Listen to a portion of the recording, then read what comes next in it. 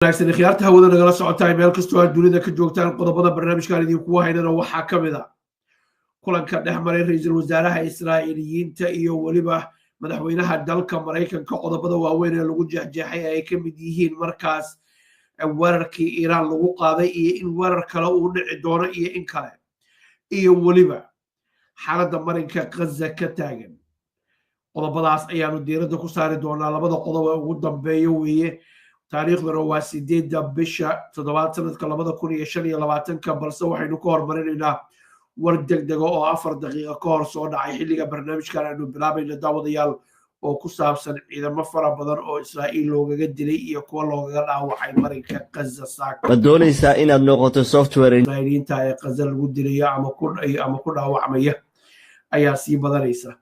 Si kastaba daawadayaal ha ahaatee arrintan ayaa ku soo beegmaysa ayadoo Gaza in badan oo ka mid ah la burburiyo xaaladda shacabkuna ay aad iyo aad u liidato halka ku nool ee duruufo fara badan ay la daala dhacayaan maalin kasta Gaza waxa lagu dilaa 100 qof 50 qof 80 qof 40 qof waa tiro beesha inta badan sidaanu aragno warbaahintuna ay sheegayso waxay u badan yihiin dad bulsho ah oo birmageeda ah hooyo caruur iyo markaas dad kale oo markaas dad culus ay ka mid yihiin si kastaba ha ahaatee dhaawacan iyo dhimashadan ayaa kusoo beegmaya dhinaca kale xilli Netanyahu iyo Trump ay markaa shirayaan waxaan rabaa inaan war kale oo muhiima laftigiisa idin tuso oo ku saabsan arrinta haatan soo socoto oo asaga laftigiisu hadda saxaafadda la soo geliyay haddii aynu eegno warkan halkan haatan ku qoran ee markaas jariidadan Israa'iil laga leeyahay ay soo gudbinayso waa war live sida idin muuqato waa tafarta cas live ay leedahay ee bilig leedahay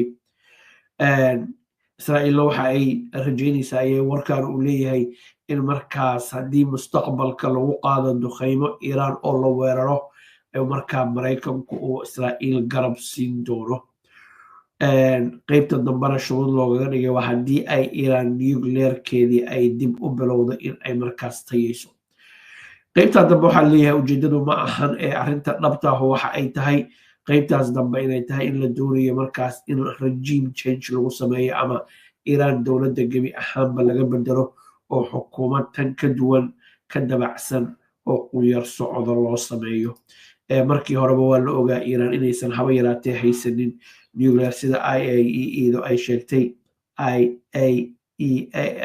sheegtay in fara badan ay ku celcelisay waayahay haddaba daawadayaal waxaynu haatan aadaynaa wadaxaajoodka dhex maray iyo kulanka Israa'iil iyo dhex maray Mareykanka kulan casho ah ayuu ahaa saxaafadda lagu soo marti qaaday waa dad fara ku tirisa isla mar ahaantaasna aad loo dhaliilayo tayada su'aalahooda iyo waxa soft ball loo yaqaano su'aalaha dabacsan ee markaa qofkaad wareysanaysa la siiyo sida maxaa idin qabsoomay oo kale maxaa rajaynaysaan see u guuleysateen su'aalaha noocaas oo kale ah laakiin Iiraan baa wax laga weydiiyey waana meesha aynu u socono bal marka hore aynu eegno Iiraan wixii laga weydiiyey iyo wixii Trump uu ku jawaabay waa Another what? Another strike on Iran. I hope we're not going to have to do that. I can't imagine wanting to do that. I can't imagine them wanting to do it. They want to meet. They want to meet. They want to work something.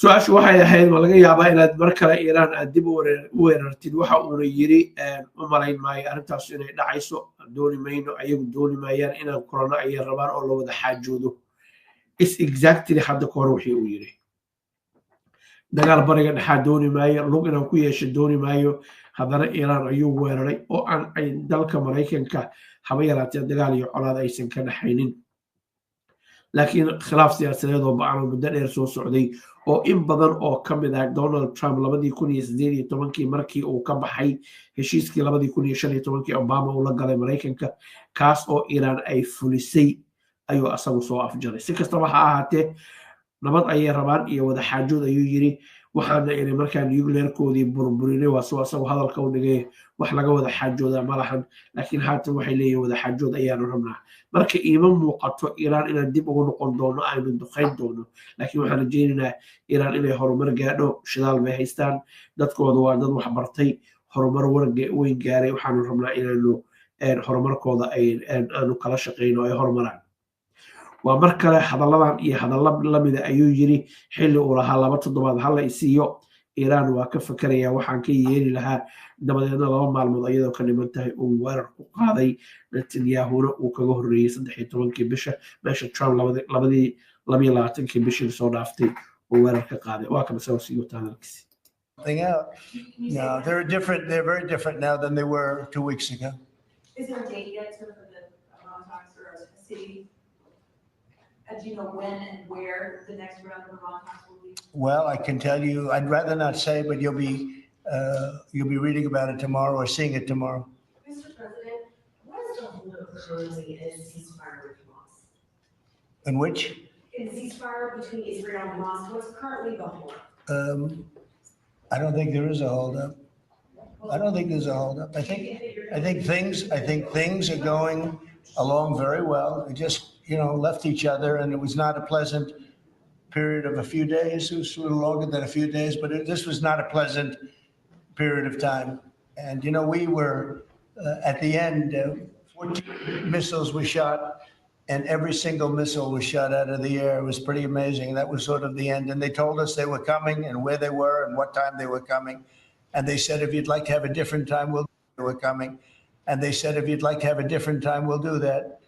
And that's respect when they do that. I appreciated that they did that. There was no surprise. We got the soldiers out of the base. Si halkaa wuxuu ka wada hadlayaa wada shaqayntii dhex martay Iiraan markii weerarka qaadaysay.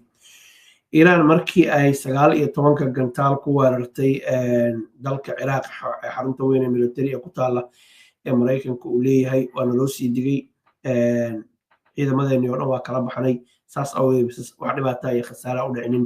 Iiraan waxay tiri 6 gantaal ayaanu la haleelnay. Mareykanka iyo Qatar waxay yiraahdeen hal gantaal oo kaliya ku dhacay 18 kalena waa laga hortagay. Si kastaba ha ahaatee Iiraan waxa ay qorshahaas u samaysay ee leeyahay waxa laga yaabaa qaarkiin ay arishaan u leeyihiin maxay ugu digeen maxay ugu sheegeen ayagaba dadkoodii baa la laayay. laakiin Iiraan waxa ay rabtay iyadu inay dagaalka hogaamiso siyaasad ahaan iyo military ahaan gaar ahaan marka ay noqoto Mareykanka. Israa'iil waxay ku samaysay waanu aragnay oo duqeyn ahaa oo arxan la'aan ahaa oo dhiig daatay oo barakac u dhacay oo burbur fara badan u dhacay. Bal waxay halkan idin soo gudbinay 5 kamid ah xarumaha militariga qaarkooda ugu waaweyn oo Israa'iil ku yaala in markaas ay Iiraan gantaaladeedii ay haleeleen warbaahintooda tabinaysay. Marka Iiraan iyo Israa'iil markay noqoto waa budo gaar u tuman Israa'iil.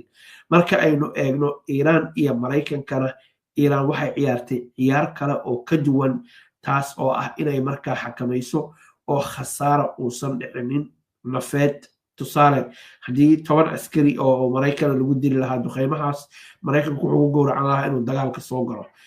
Iiraan waxay doonaysay inay kala qaybiso xakamayso xukunto isla mar ahaantaasna la soo afjaro. annagana xumadii waa naga jabto Mareykankaanu weerarnay dadkeenii baan dejinaynaa adigana weerar kuma adigana khasaaro kusoo gaaray ma jiro dagaalkaa la soo gabagabeeyo. Trump ayaa ku dhawaaqay. laakiin Israa'iil naar bay iska waraabiyeen Iiraan iyo Israa'iil asxaan la iskuma falinin. marka inay noo soo sheegeen oo laga wada xaajooday way ku mahadsan yihiin. sida kale haddaan u niraahno mararka qaarkood waxa dadka loo sheegayo lagu seexinayo iyo waxa jira way kala duwan yihiin. haatan oo xaaladdu halka ay marayso waxa u dhaxeeya Iiraan iyo Mareykanka wada xaajood toos oo qarsoon iyo kuwa dadban labadaba oo albaabka diblomaasiyaddu waa furan yahay. waa kan mar kale Qatar in this case, but they knew they were coming. 14 missiles were coming. 1 o'clock, they said, would you like to make it later? I said, no, let them come at 1 o'clock. And at 1 o'clock, everybody was, as you know, over 5,000 people left the base. And we had 3 gunners and 5,000 oo qof ayaan ka daabulayna ayuu yiri duqeymihii Iiraan. waxay yiraahdeen 1 o'clock waan duqeymaha digada idinkaga dhigina xilligaas ka hor ma aragtaan mise kadib soo daaya ayaa nala goortay doontaan noqoto. 5,000 oo ciidan baa la daabuliyay oo haddii aan ciidamadaas meesha laga rari lahayn maanta annakii idinku wada hadalkeenan iyo tabinteenan mid ka duwan ayaanu yeelan lahayn. suurtagalna waxa ahaan lahayd dagaalku ilaa haatan inuu socdo. 3 assistants, and out of the 14 that were shot, all 14 were knocked down, and that was the end. That was about it. And we had We had a rough time, but sometimes you need the rough time in order to get. I think things are going to be really settled down a lot in the Middle East, and they respect us, and they respect Israel. They respect a lot of things that took place. Nobody's ever seen equipment like what we sent over to knock out those sites. But when those sites were knocked out, it essentially that was the end. You see, xarumihii nuclearka waanu burburinay dhamaadkii gabagabadii ayay ahayd ayuu leeyahay. Garabkiisa wasiirka gaashaandhigga ayaa fadhiya oo markaas sirdoonkii wasaaradda gaashaandhiggu ay yiraahdeen Iran nuclearkeedii ay naaxinaysay tayeenaysay ee uraniumka ahana lama taabanin centrifuge-koodiina lama taabanin. Waxa wax soo gaareen waa khasaare yar ah. Kaas oo hadalkii Iran oo ay soo sheegtay iyo hadalkaasna waxa muuqatay inay isla jaan qaadayaan. Waa kan mar kale soo dhawaada. Do you think that there could be a two-state solution that creates an independent? I don't know.